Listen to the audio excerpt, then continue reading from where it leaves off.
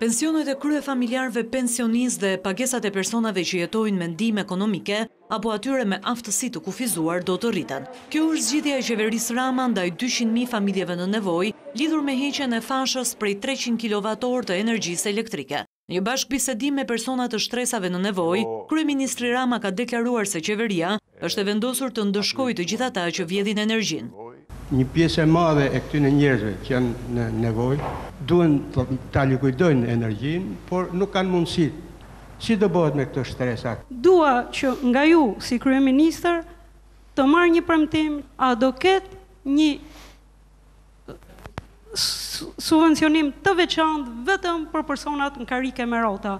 Ne po përgatitemi që të rrisim pensionet e gjithë pensionistëve kryefamiljar, që konsiderohen shtresa më e dobët dhe më e prekshme me njëherë nga heqja e fashës, dhe të rrisim pagën e ndihmës ekonomike për gjithë personat dhe familjet që jetojnë në ndihmë ekonomike, dhe të rrisim pagën e mbështetjes që marrin gjithë personat me aftësi të kufizuar.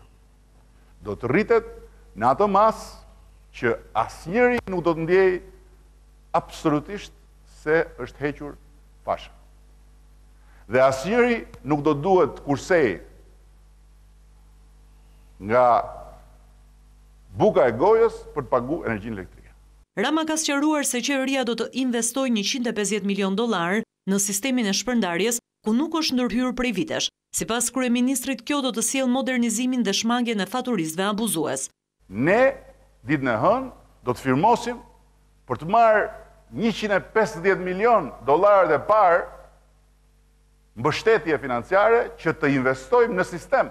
Të bëjmë një kapërzim të madh, të kalojmë nga ky sistem i matjes dhe i leximit në një sistem matje dhe leximi që fal teknologjisë e bën faturistin shumë më të parëndësishëm dhe të panevojshëm dhe bën leximin në mënyrë kompjuterike. Kryeministri ka quajtur abuzime deklaratat lidhur me ndryshimin e skemës së pagesës së energjisë elektrike për shkak të konfliktit me ÇEZ. Për Ramën, heqja e fashës prej 300 kWh nuk do të rëndojë në xhepat e qytetarëve, pasi kjo skemë është bërë për t'u hequr mburojën atyre që vjedhin energjinë. Kryeministri deklaroi gjithashtu se nuk do të ekzistojnë më faturat a forfait.